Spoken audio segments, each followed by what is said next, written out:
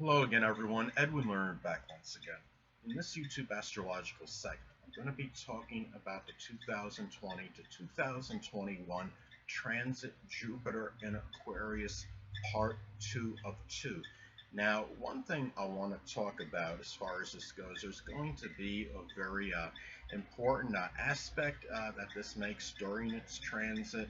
We're going to have Jupiter is going to conjoin Saturn in Aquarius from December 19th, 2020 to February 27th, 2021. I'm using the 8-degree orb for the conjunction aspect. Some people may use a different orb, but I'm using 8 degrees given that we're talking about both of them being generational planets. Now, this could manifest in a multitude of ways. One way that this may manifest and pan out, this could be about a lot of hope and optimism, which is Jupiter, for the future, which is Aquarius. But the fact it can join Saturn, it could be working very laboriously for in order to attain that. And it could also be very fortuitous for Saturn for careers that are Aquarius related, because Jupiter is the planet of luck and fortune. It's very fortuitous. Saturn can be about hard labor and one's career. So this could be very lucky and prosperous for people that are in careers in computers, electronics, innovators, information technology, people that work with the internet, social networking. It can be also for astrology, other esoteric subjects, astronomy, aerospace, rocket science. So this is something, keep in mind that Saturn transits are not always going to be adverse or negative. It's also about structure and discipline. This could manifest in having hope and optimism for the future by being structured and disciplined as well, and doing things and being very consistent in your efforts. As many of you may know, we are currently going through the coronavirus pandemic, and the United States is really hit hard, of course. And this is a time where I see a lot of collective efforts going on, a lot of fellowship, humanity, people being, thinking more about others, a lot of consideration, more consideration than previously, and this can go a long way in terms of making progress in diminishing as far as these effects of the coronavirus pandemic. Now, another thing is, the thing about this is, to another point at this in this transit you're going to hit, it's going to transition. Jupiter in Aquarius is going to transition from there's going to be a transitioning from Jupiter in Aquarius to Jupiter in Pisces on May 13th, 2021. It's going to last for a little bit before it goes back into Aquarius again. And this is something, of course, that can manifest in manifold ways. This could be about really time where we might see computers really meeting, so to speak, with really meets illusion, which is Pisces. There might be, who elaborate on this, you might have some of you may have heard sometime in the future, they weren't anticipating this until around maybe 2025 or so, but that we're going to have maybe some conferences that are going to be very virtual, I call, very, very realistic. With, you could have conferences on people on the internet, and the thing about it is, it'll be like they're right in your room with you. It'd be very lifelike, very surreal.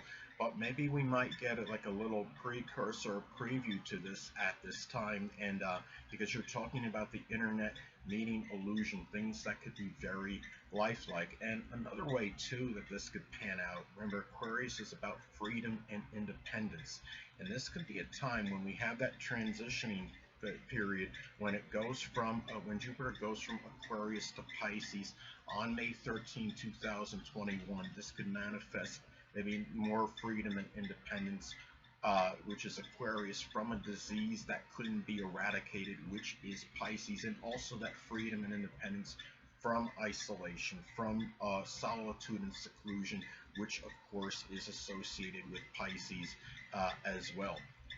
Now, another thing too to look at, If somebody's having this transit and it's making an opposition to the focal point in one's, they have a T-square configuration in their chart. Of course, it would be likely a fixed T-square configuration, given that this is going to be in a fixed sign in Aquarius's transit. Often significant events may occur. Now, I find interesting is that it's going to make transit Jupiter and Aquarius is going to make an exact opposition to my natal Venus and Leo in the 4th house on March 2nd, 2021. So the transit of Jupiter and Aquarius will be in my 10th house at the time, and it's going to oppose my 4th house Venus in Leo at that time. Now, one way this could pan out, it could be when you're talking about Jupiter, the planet of expansion, meeting maybe astrology, which is Aquarius, in one's career. That could be adversarial to the enjoyment of extroversion in the home. Of course, enjoyment is Venus, extroversion, gregarious energy is Leo. 4th house is the home. So when you have something like this happen, it can be somewhat exasperating. It could take some kind of toll. It might cause certain tension, but it doesn't mean it's all bad, because important events could happen, and I think a lot of it can be trying to get out of a comfort zone maybe, and I think a lot of that could be that Venus in that fourth house. When you have an aspect, you have something transit that involves a lot of squares and or oppositions.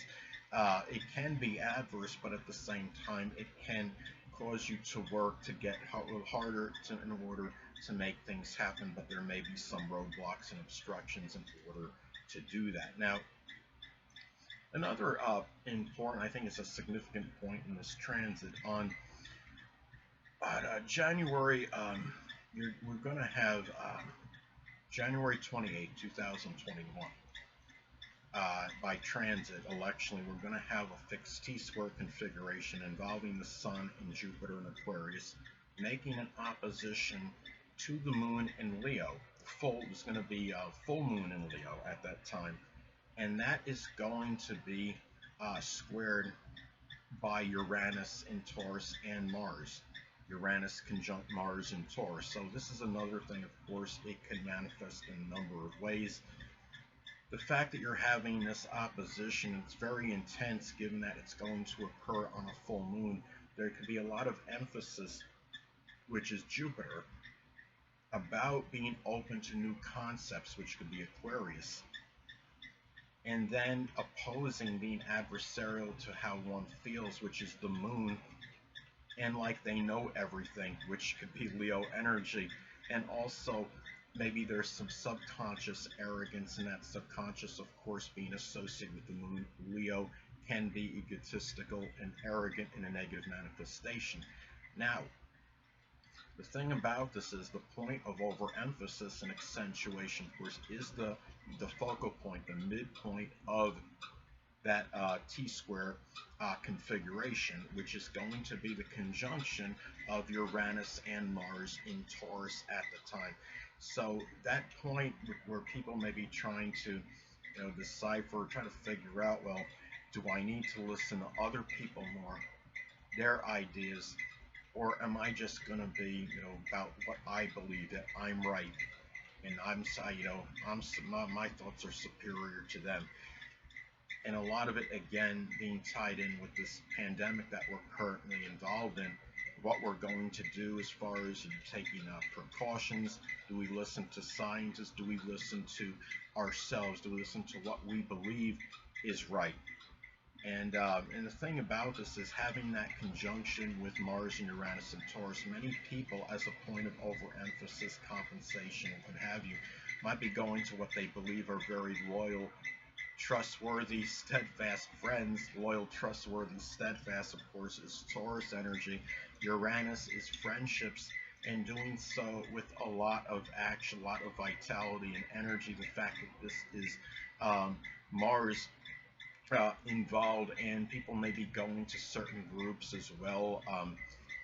I'd say Uranus can be associated with groups and organizations and trying to figure out if they need to be listening to others or themselves. And it can be a point. Remember too, Uranus in Taurus conjunct Mars could also be a lot of unpredictable, acrimonious energy that might be after taking certain things after a certain point of endurance, and that's going to be intense. That energy is going to be intensified given that it's taking place at the time of that full moon in Leo.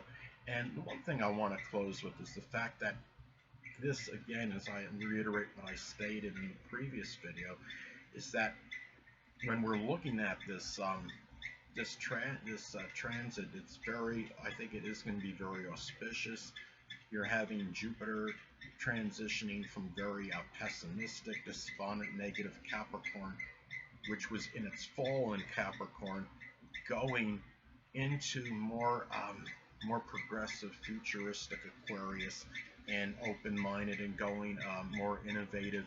It's going to be a very good period, and the Saturn in Aquarius will not necessarily, be all bad. I understand Saturn is the planet associated with pessimism, negativity, but it's also about structure, discipline, hard labor, mentoring. There are some very good consistency. There's also some very, very good, qualities that are associated with the planet Saturn. So the fact that we're going to have this transit, of Jupiter in Aquarius and Saturn in Aquarius going on simultaneously for a good period, I think it could actually be very beneficial as far as forward moving and looking ahead as far as the future goes, and not looking backwards, not just sticking with what was orthodox, the true and the tried, but working hard with what might be things that were never tried before, experiments, things that might be unorthodox and